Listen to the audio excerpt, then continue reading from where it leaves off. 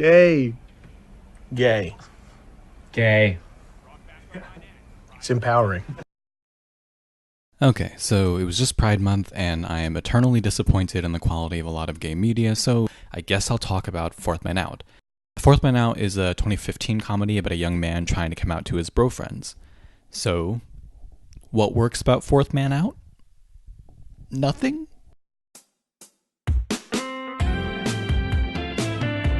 Okay, that's not quite accurate, but very little works about Fourth Man Out, and encapsulates some broader issues I have with some other queer-oriented stories. Now, to be clear, I think movies like this are usually a net positive, especially for people starved of gay media.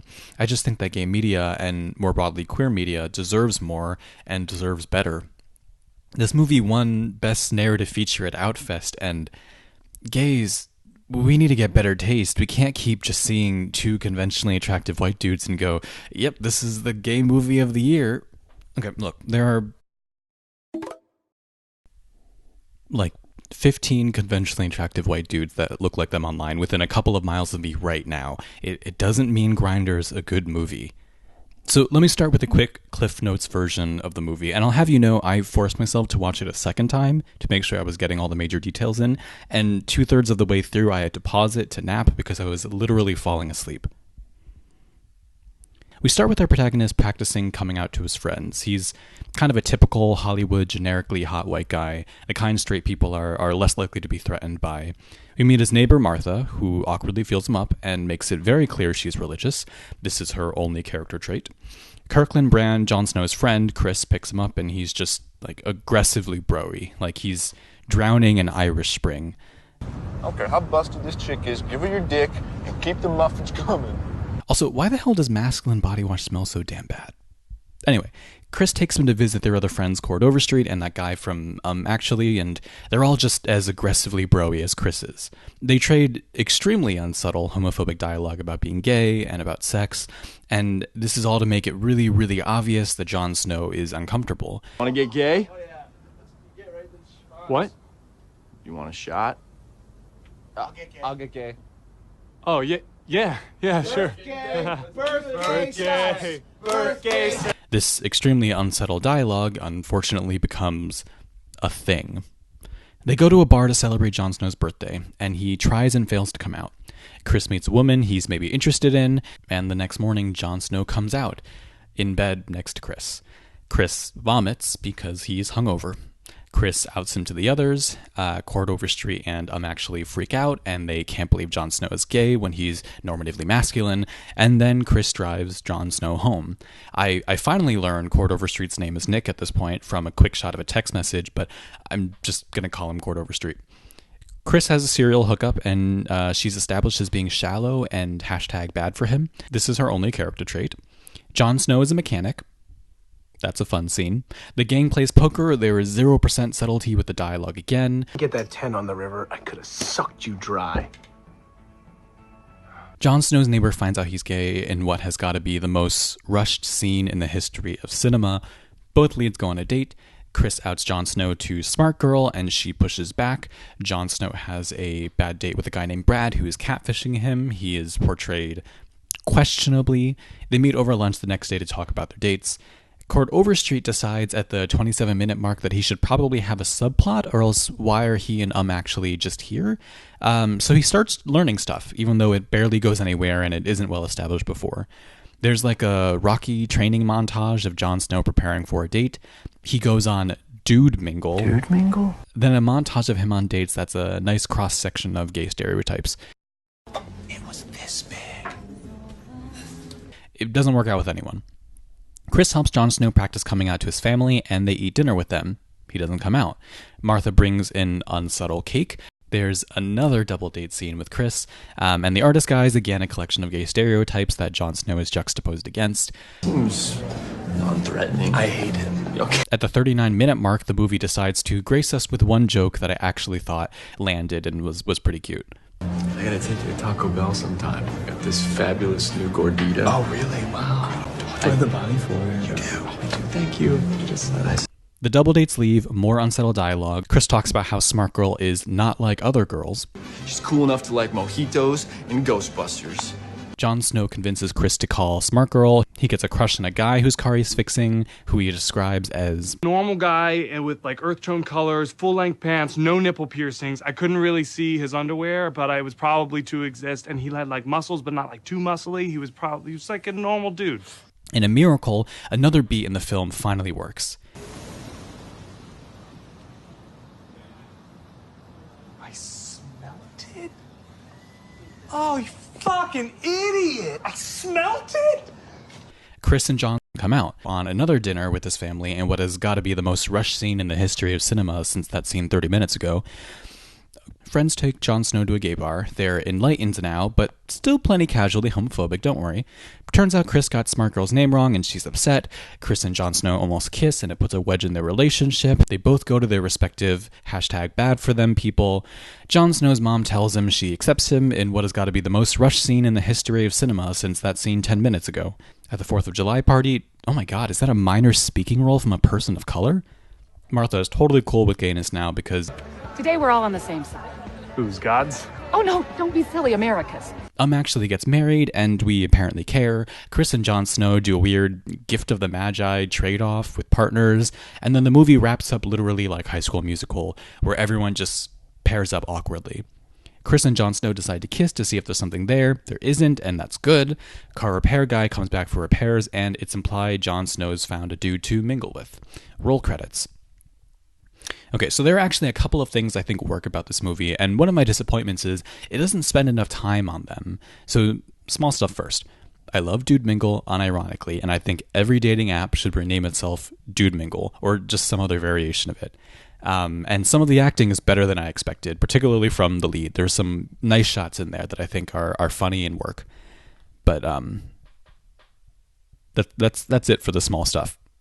The best thing about this movie is the relationship between Chris and Jon Snow. Honestly, it would have been a much better movie to just focus in on their relationship and not like reward everyone with a romantic partner at the end.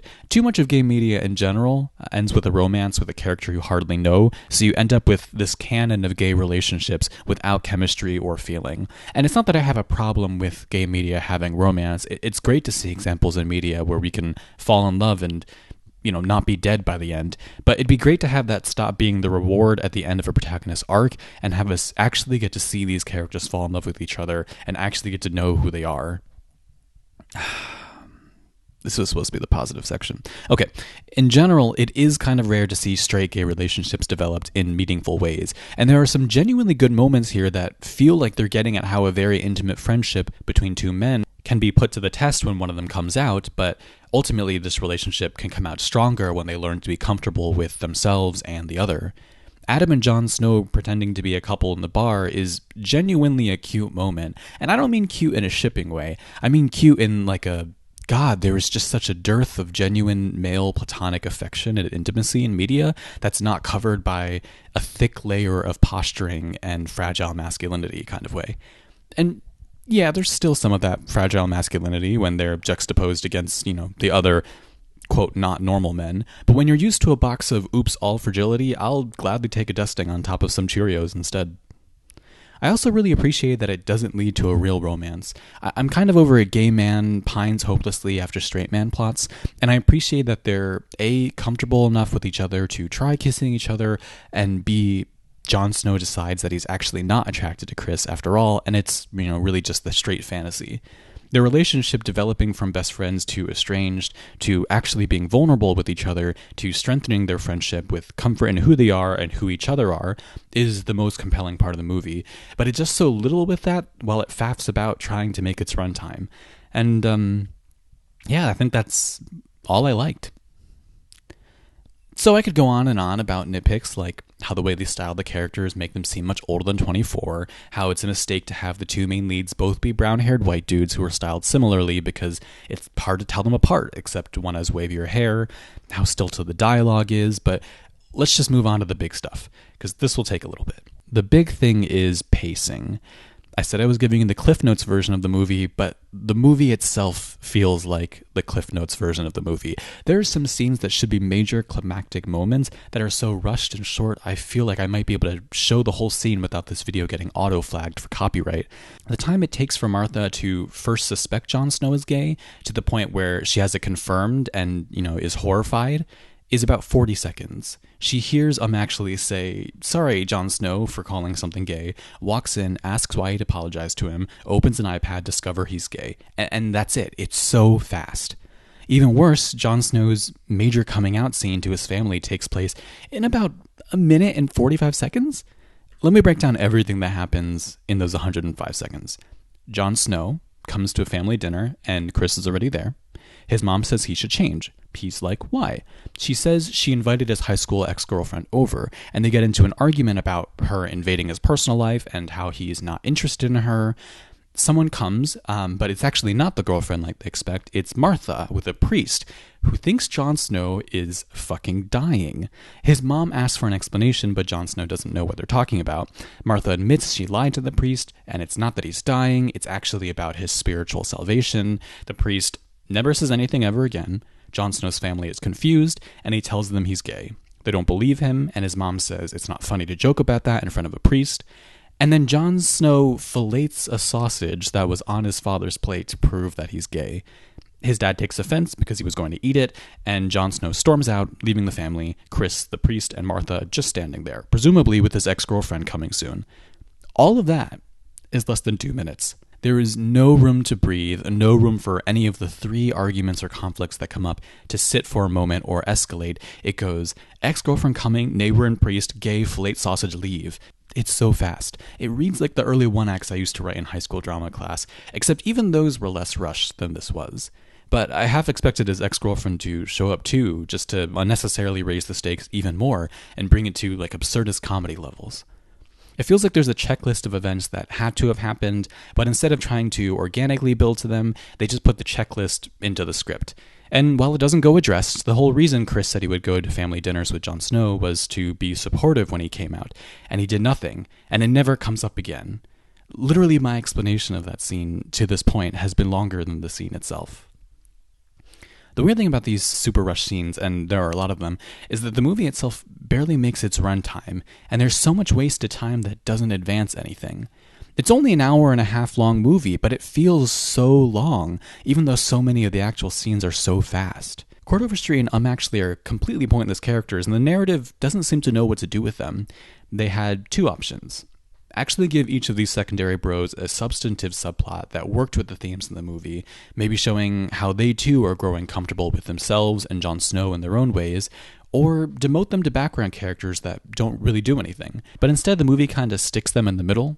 Courtover Street has some semblance of a subplot in that he starts trying to be more educated, but he's not noticeably more ignorant than any of the others to begin with, and his education quickly goes from trying to learn about queerness to be a better friend to just like generally learning stuff.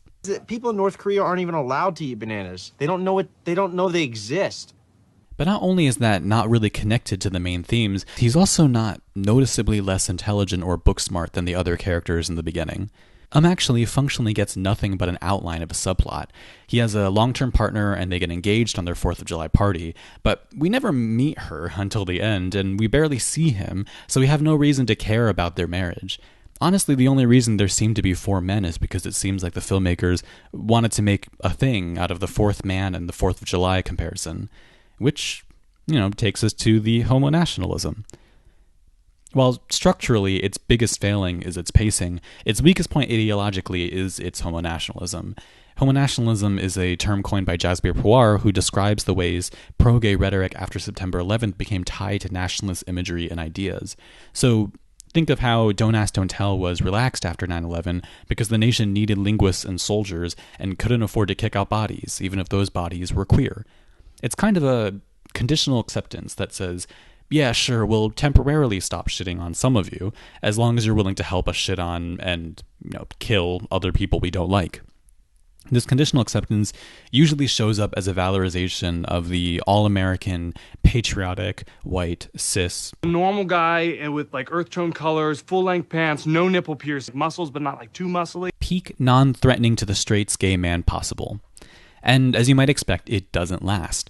The nation will mourn gay victims of the Pulse shooting so long as it can use it to drum up anti-Muslim bigotry, but then will happily legislate anti-trans bills and turn an eye away from the disproportionately high rates of homelessness, violence, and homicide LGBTQIA+ people, particularly people of color, face, or even the legal employment discrimination of queer people in more than half of U.S. states.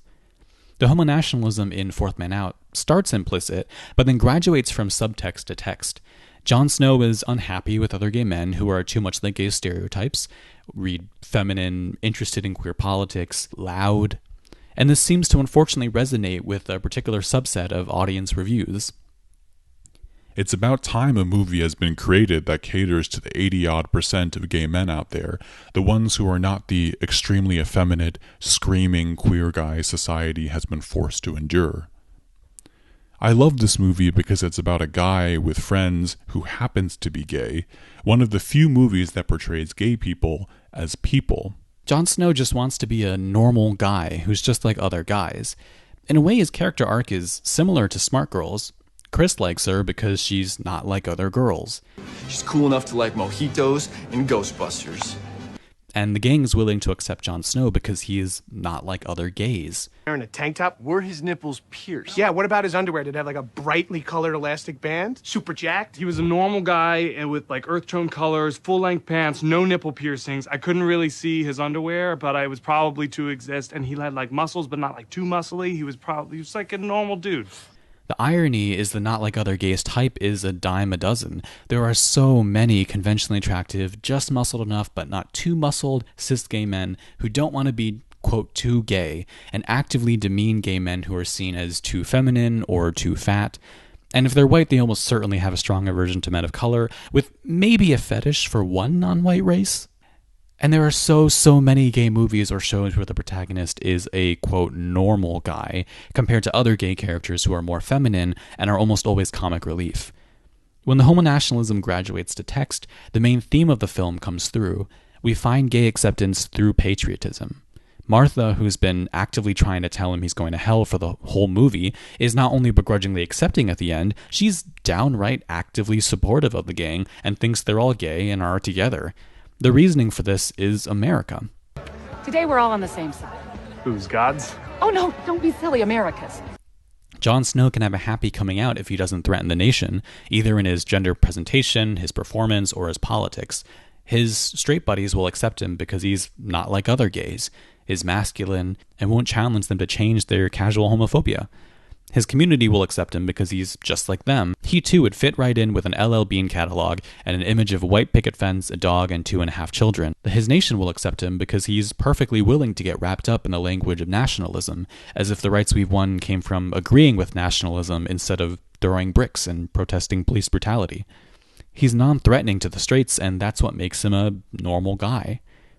The thing with conditional acceptance is it's not permanent or all-encompassing. We'll grant white women suffrage when it's juxtaposed with the perceived threat of black people getting the right to vote, but that doesn't mean we treat white women well in this country. Cis gay men, and particularly white cis gay men, are conditionally accepted in the US now, but considering how the government has tried to stop data collection on LGBT people on the census, reversed directives that require LGBT protections in employment, and allowed exemptions to anti-discrimination laws for conscience and religious freedom, it's not guaranteed it'll stay that way. And that's not even getting to the queer populations that are much more drastically impacted by anti-queer laws and attitudes. Trying to assimilate into straightness has never been a particularly effective strategy for the queer community, and when it's worked for some, it's generally been at the expense of others. One gets to be the normal guy by reaffirming that someone else is abnormal. And to be clear, this is not to say it's bad to be a cis gay who's normatively masculine, just that we need to be very careful about the ways we uplift certain images of gayness as right, as normal, as acceptable, and others as too gay, too loud, or too flamboyant. When a friend of mine told me to watch this movie because he knew I wouldn't like it, he told me it felt like a gay movie written by straight people. And while I think the film was probably written and worked on by gay-identified people, I can't say I really disagree all that much. This movie, like so many other gay movies, feels like a gay movie written by people who want to be straight, for people who want to blend in as much as possible with straight society and not be too loud, not be too feminine, not be too sassy, not be that gay that they think is holding back the community, who want to be a normal guy and with like earth tone colors, full length pants, no nipple piercing, like muscles but not like too muscly. He was like a normal dude. And there are just so many more interesting gay perspectives that we could be uplifting in our media.